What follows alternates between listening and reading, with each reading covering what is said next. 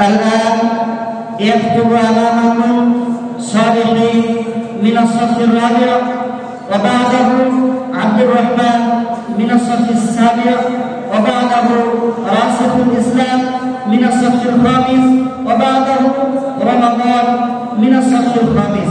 فليستعدوا. السلام عليكم ورحمة الله وبركاته. الحمد لأهله والصلاة على أهلها، وبعد، فقد قال الله تعالى: إن الله عنده علم الساعة وينزل الغيب ويعلم ما في الأرحام وما تدري نفس ماذا تكسب غدا وما تدري نفس بأي أرض تموت.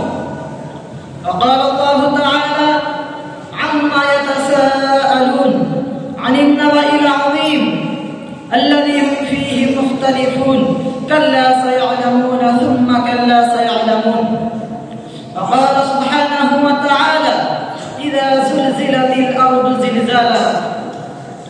أيها الأساتذة الكرام والأحباء، هلموا بنا في جولة لنلقي نظرة عابرة على بعض أمارات الساعة في العصر الراهن، وما هي كائنة إلى قيام الساعة.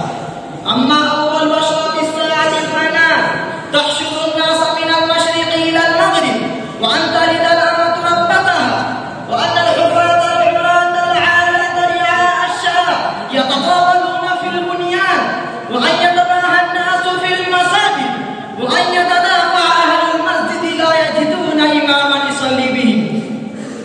ومن أول هلاك هذه الأمة الجراد، فإذا هلك الجراد تتابعت الأمم كنظام السلم. أيها الحاضرون الكرام، قال الصادق المصدوق رسول الله صلى الله عليه وسلم: إذا ضيعت الأمانة فانتظر الساعة. قيل: كيف إضاعتها يا رسول الله؟ قال: إذا أسند الأمر إلى غير أهله فانتظر الساعة.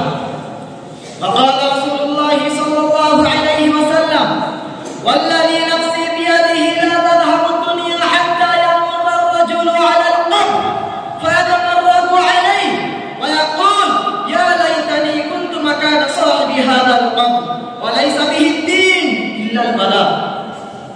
أيها الحاضرون، وإذا كان المغنم طولا والأمانة مغنمة والزكاة مغرمة وأطاع الرجل الزوجة وعق أمه وبر صديقه وجمع أباه وارتفعت الأصوات في المساجد وكان زعيم القوم أفضله وأكرم الرجل مخافة الشر وشربت الخمور ولبس الحرير واتخذت البينات والمعازف والعناقب هذه الأمة أولها، فليرتقب عند ذلك ريحا حمراء أو خصما ومصرا. ومن أشراطها أن يقل العلم ويظهر الجهل، يتقارب الزمان فتكون السنة كالشهر والشهر كالجمعة وتكون الجمعة كاليوم ويكون اليوم كالساعة وتكون الساعة كالظلمة بالنار، وتظهر الفتن ويلقى الشر ويكثر الحرب ويظهر الزنا وتكثر النساء ويقل الرجال حتى يكون ل50 امرأة القيم الواحد. وإن من أشراط الساعة أن يفشو المال ويكثر حتى يخرج الرجل بزكاة ماله فلا يجد أحدا يقبلها منه، وتفشو التجارة ويبيع الرجل البيع فيقول: لا حتى أستأمر تاجر بني فلان. وإن درس في الحي العظيم الكاتب فلا يوجد حتى تعود أرض العالم مروجا وأنهارا، وأن ترى الرجل يدخل البيت لا يشك من رآه أن يدخله للسوء غير أن الجدر تواريه.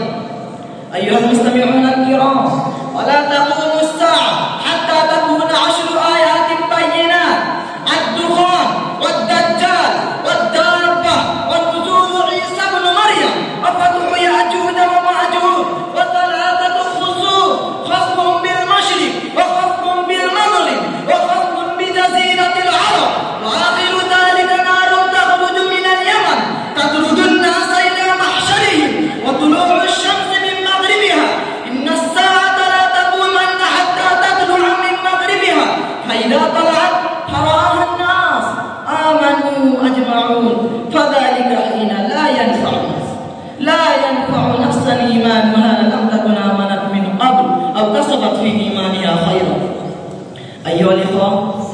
أخيرا أختتم كلامي برواية جيدة حول ظهور المهدي.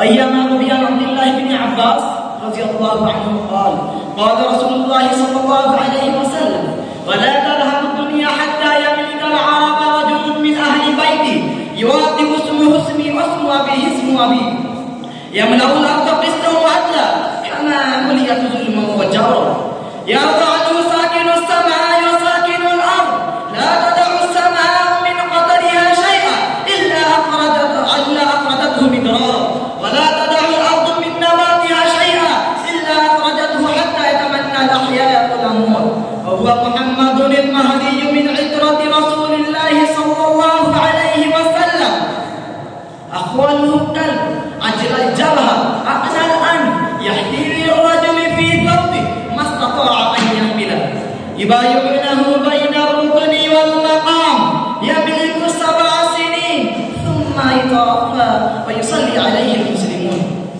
وقد أوصانا الصادق المصدوق رسول الله صلى الله عليه وسلم: إذا رأيت الرايات السود قد جاءت من قبل خراسان فأتوها فإن فيها خليفة الله المهدي.